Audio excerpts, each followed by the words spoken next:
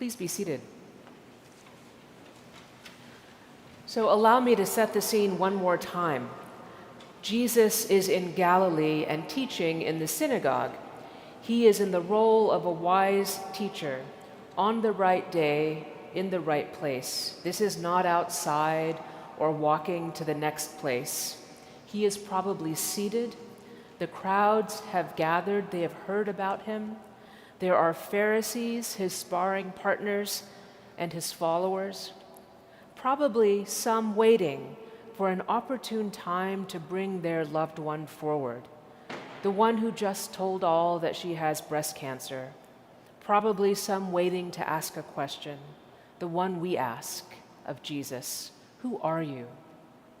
And he is talking about hard things, about resistance to the Romans, about the suffering of their people, about how it will end, and it is mysterious and terrifying.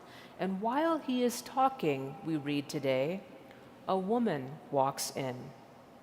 Now, Jesus engages a lot of women in Luke. It could be called the women's gospel, in conversation and in healing. Sometimes Jesus isn't even there, and the story is about a woman, which is unusual in the Bible. And sometimes that woman has to get his attention, but not this one.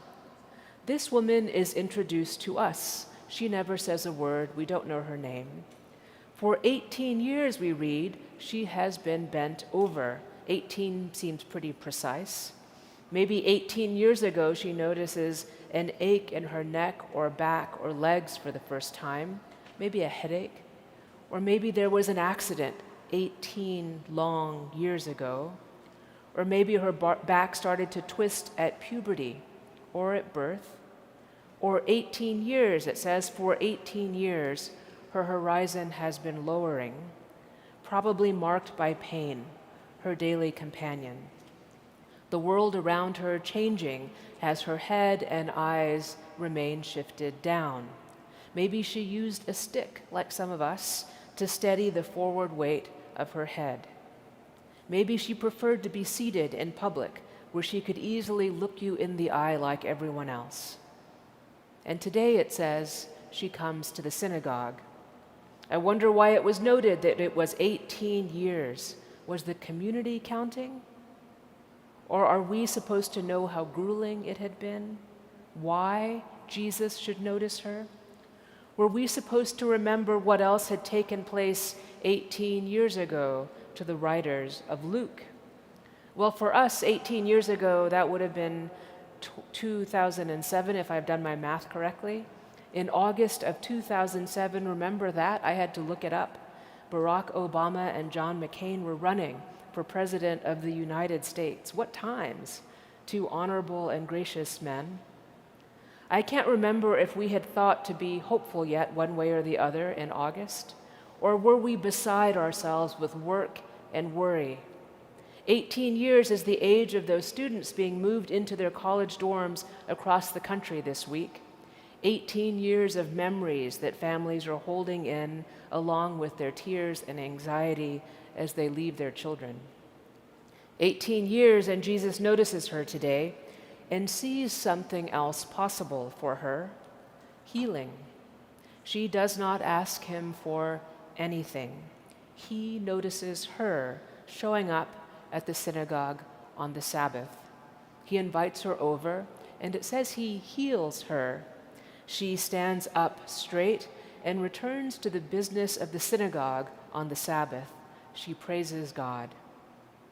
More than enough good for us on a Sunday morning, and these days I will take any good news anyone will offer, even 2,000-year-old good news. Alleluia, amen for her. Except, it says, the religious leaders say, Jesus, could you just give us one day? There are so many other days. Actually, most of the days are other days for your miracle-working healing. Could you just for one day let the Sabbath be the Sabbath, as Moses told us, as God has said must be? Even you, Jesus, could take a break for one day. It is so unnecessarily cruel, those words, and makes you wonder about the economy of healing and hope in their time and in their imagination? Maybe there was just healing happening everywhere and we don't know about it. Was it just endless and overflowing? And if why 18 years? Were people just being fixed up left and right all the time? That some educated men would say, "Not today, Jesus. Go find her tomorrow." Or were they, like us, so beaten down by the despairs of life, so much suffering to hear about at the city gate every morning? Did you hear what happened to those guys who tried to reclaim the temple, they literally say earlier in this chapter? Or those kids who went to try to get food, that delivery worker, the father at his immigration hearing, DC, a cruel theater? Better to keep our heads down. A woman enters the synagogue today with a spirit that has crippled her for 18 years. Did war cripple her? The occupation of her homeland bear down on her body? Was she the sign? Was it not just her spirit? Did she watch a child die of hunger, powerless? Or did she witness a lynching and never want to look up again? Every city where her people were the majority occupied by soldiers? Was it a family matter? Or was it something like listening to the names all evening of the children dead in Israel and Palestine? 16 Israeli children, each one beloved of God. Over 12,000 Palestinian children, each one beloved of God. Did she read the paper one day and find herself not able to get out of that bend in her back, frozen? Was it a tragedy of global import, or something on her street or in her family? Or was it an accident or a sickness? Did her own mind betray her or her spine?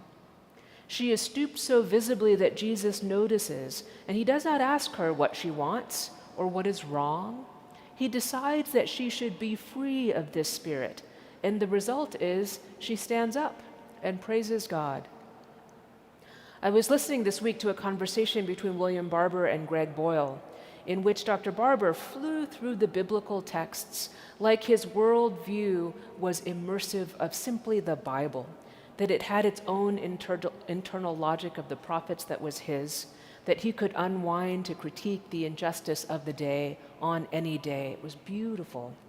And then Father Boyle would offer equally powerful commentary with the story of a gang-affiliated person in Los Angeles that he serves, a child of a migrant making their way in East Los Angeles, a place where their ministry has built a marketplace in these times to sell the goods of the parents of their members, because those parents cannot go outside now for fear of detention.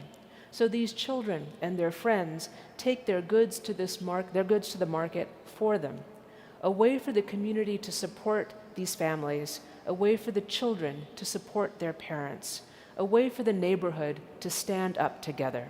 It has become a festival, celebrating place, filled with the hope that compassion brings, small acts, that doing together brings, something we can do to make life a little bit more livable in these times.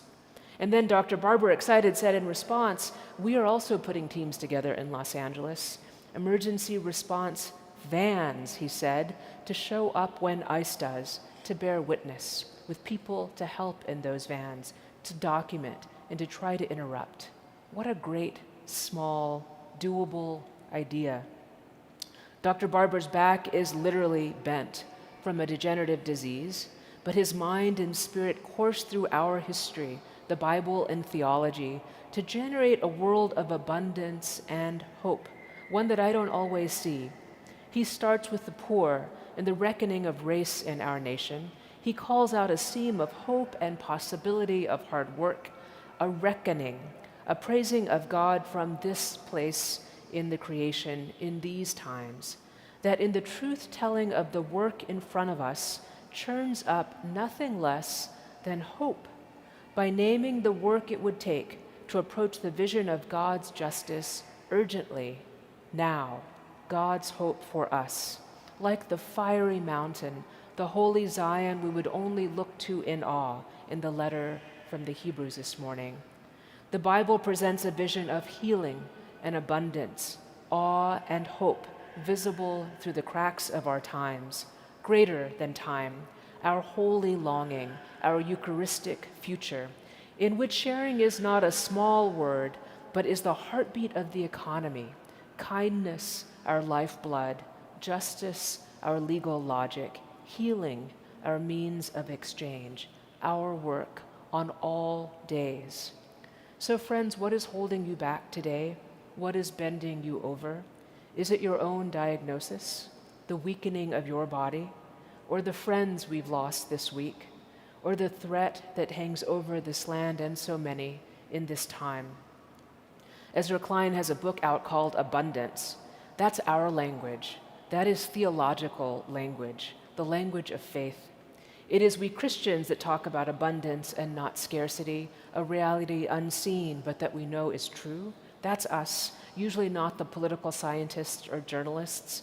But there he is, saying that casting the vision of the world we want, a just and fair and kind society, a compassionate and honest democracy with protection and care for the most vulnerable, the political scientists are telling us that we have enough for everyone to thrive. We just have to choose to build that society. We have to elect people that can. We have to build institutions that will. And we know that is true. But like the vision of the holy mountain, so holy and so longed for, we look away. We cannot touch it. Do we even dare to dream or remember what should be?